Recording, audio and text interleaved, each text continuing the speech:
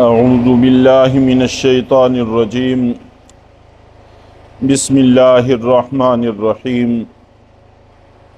لا یؤاخذکم اللہ باللغو فی ایمانکم۔ اللہ تعالیٰ تم سے تمہاری لغو قسموں کے بارے میں کوئی سوال نہیں کریں گے، کوئی مواخذہ نہیں کریں گے۔ وَلَٰكِن يُؤَاخِذُكُم بِمَا عَقَّدتُّمُ الْأَيْمَانَ، لیکن تم سے ان قسموں کے بارے میں مواخذہ کریں گے جن کو تم جان بوجھ کر اٹھاتے ہو۔ گزشتہ درس میں وضاحت کی تھی کہ عام طور پر ہم جو قسمیں اٹھاتے ہیں اس کی 3 قسمیں قرآن پاک میں منقول ہیں۔ یہاں پر 2 کا تذکرہ ہے اور سورہ بقرہ میں گزر چکا ہے، وہاں پر تیسری کا بھی ذکر تھا۔ ایک تو یمین لغو ہے جو عام طور پر ہم عادت کے طور پر تقیہ کلام کے طور پر زبان سے قسم کا لفظ ادا کر لیتے ہیں، لیکن ہمارا مقصد قسم اٹھانا نہیں ہوتا، یا کوئی ماضی سے متعلق سچی قسم اٹھا لیتے ہیں۔ یہ وہ قسمیں ہیں کہ اللہ کی طرف سے کوئی گناہ، کوئی مواخذہ نہیں ہے۔ اور دوسری قسم یمین غموس، جس میں ہم ماضی سے متعلق کسی کام پر جھوٹی قسم اٹھاتے ہیں تو اس پر گناہ ہوتا ہے، اللہ تعالیٰ کی طرف سے سخت ناراضگی ہے۔ اور تیسری قسم کی وہ قسم جس کو یمین منعقدہ کہتے ہیں کہ آنے والے وقت مستقبل کے حوالے سے کسی کام کے کرنے کی قسم اٹھا لیتے ہیں کہ یہ ہم ضرور کریں گے، یا پھر یہ قسم اٹھا لیتے ہیں کہ فلاں کام ہم نہیں کریں گے، تو اس کو پورا کرنا ضروری ہوتا ہے۔ اگر تو اس کا تعلق کسی ایسے کام کے ساتھ ہو کہ جس کا کرنا جائز نہیں ہے لیکن ہم اس کے کرنے کی قسم اٹھا لیتے ہیں، اس کو بہرحال توڑنا ضروری ہے، پھر کفارہ دینا ہوگا۔ اور اگر صحیح قسم اٹھائی ہے تو اس کو پورا کرنا چاہیے، قرآن پاک میں آگے اس کا تذکرہ آ رہا ہے۔ تو آج اس کے کفارے سے متعلق بات ہوگی۔ فَكَفَّارَتُهُ إِطْعَامُ عَشَرَةِ مَسَاكِينَ مِنْ أَوْسَطِ مَا تُطْعِمُونَ أَهْلِيكُمْ أَوْ كِسْوَتُهُمْ أَوْ تَحْرِيرُ رَقَبَةٍ۔ تو یمین منعقدہ جس کا تعلق مستقبل کے ساتھ ہے، اس کو اگر ہم توڑ دیتے ہیں تو کفارہ آتا ہے، تو پھر کفارہ دینا چاہیے۔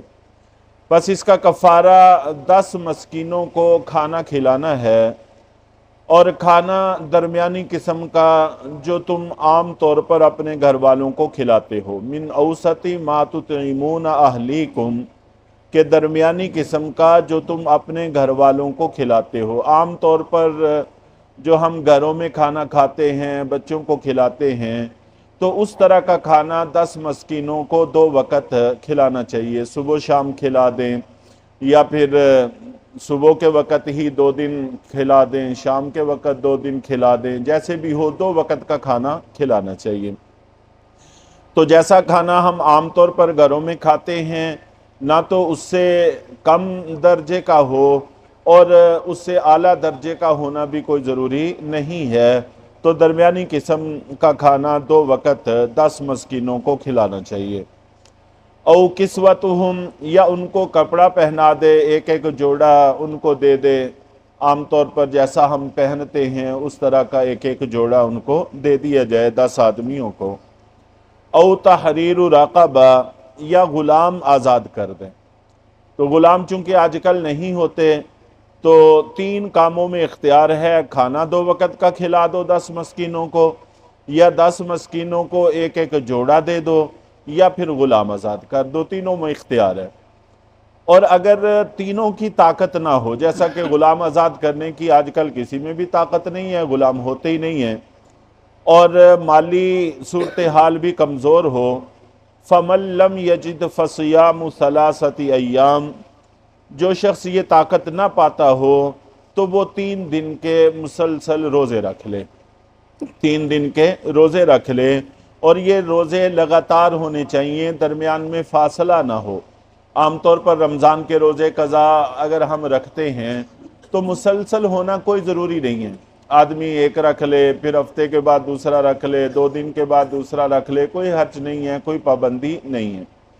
لیکن قسم کے کفارے کے 3 روزے مسلسل ہونے چاہیے، اور اگر ایک روزہ رکھ لیا تھا یا 2 رکھ لیے تھے یا تیسرا رکھا ہوا تھا تو اللہ تعالیٰ نے اتنا مال کہیں سے عطا فرما دیا کہ آدمی 10 مسکینوں کو کھانا کھلا سکتا ہے 2 وقت کا، یا ان کو ایک جوڑا دے سکتا ہے، تو پھر بھی قسم کا کفارہ اب ختم ہو جائے گا، روزے رکھنے کا ثواب اس کو ملے گا، تو اب بھی اس کو چاہیے کہ کھانا ہی کھلائے۔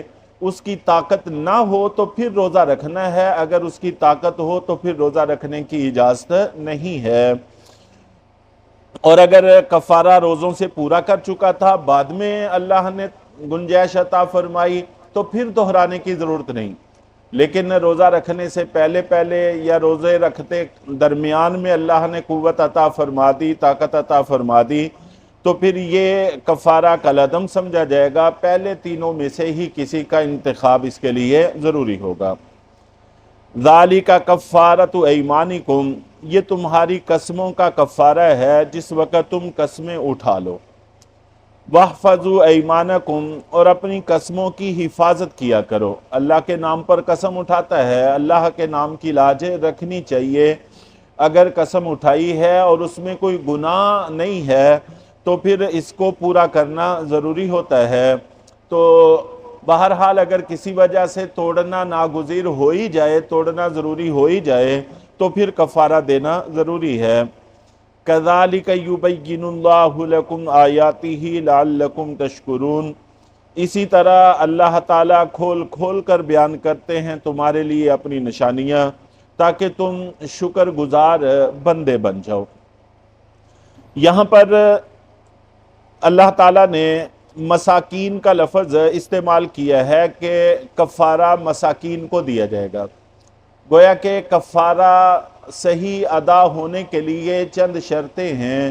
ان میں سے ایک شرط یہ ہے کہ جس کو ہم کفارہ دے رہے ہیں، چاہے کھانا کھلا رہے ہوں، چاہے کپڑے پہنا رہے ہوں، اس کا مسکین غریب ہونا ضروری ہے۔ اور غریب ہر اس شخص کو کہتے ہیں جس کے پاس نصاب کے برابر مال نہ ہو۔ زکوٰۃ کا نصاب ہوتا ہے، قربانی کا نصاب ہوتا ہے، اتنی مالیت اس کے پاس نہ ہو تو اس کو مسکین بھی کہہ سکتے ہیں، غریب بھی کہہ سکتے ہیں، فقیر بھی کہہ سکتے ہیں، تینوں لفظ ہم معنی ہی ہیں تقریباً۔ تو ان کو کھانا کھلانا چاہیے۔ اور دوسری شرط یہ ہے کہ وہ مسلمان ہوں، چنانچہ کفارہ مسلمانوں کو ادا کیا جائے گا۔ زکوٰۃ، کفارہ، عشر اور اسی طرح یہ اس قسم کے جو ہمارے صدقۃ الفطر جو ہمارے ذمہ واجب ادائیگیاں ہیں یا فرض ادائیگیاں ہیں، تو یہ مسلمانوں کو ہی ادا کی جائیں گی، غیر مسلم کو ادا کرنا جائز نہیں ہے۔ اور تیسری شرط یہ ہے کہ وہ سید نہ ہوں۔ اگر سید خاندان سے ہوں تو پھر ان کو بھی یہ چیزیں نہیں دی جائیں گی۔ اور سید کون ہوتے ہیں اس کے بارے میں نبی پاک صلی اللہ علیہ وسلم کا خاندان ہے، اور اس خاندان میں جو لوگ آتے ہیں ان کو ذہن نشین کر لینا چاہیے۔ حضرت علی رضی اللہ تعالیٰ عنہ اور ان کی اولاد، اور حضرت عباس رضی اللہ تعالیٰ عنہ جو اللہ کے نبی صلی اللہ علیہ وسلم کے چچا ہیں، وہ اور ان کی اولاد، اور حضرت جعفر طیار رضی اللہ تعالیٰ عنہ اور حضرت عقیل رضی اللہ تعالیٰ عنہ۔ حضرت جعفر رضی اللہ تعالیٰ عنہ اور حضرت عقیل رضی اللہ تعالیٰ عنہ یہ دونوں حضرت علی رضی اللہ تعالیٰ عنہ کے بھائی ہیں، یہ تینوں آپس میں بھائی ہیں اور اللہ کے نبی صلی اللہ علیہ وسلم کے چچا کے بیٹے ہیں، تینوں کی اولاد ہیں۔ چنانچہ حضرت علی رضی اللہ تعالیٰ عنہ، حضرت جعفر رضی اللہ تعالیٰ عنہ، حضرت عقیل رضی اللہ تعالیٰ عنہ یہ تینوں بھائی ہیں، اللہ کے نبی صلی اللہ علیہ وسلم کے چچا زاد بھائی ہیں، چچا کے بیٹے ہیں، ان کی اولاد سید کہلائے گی۔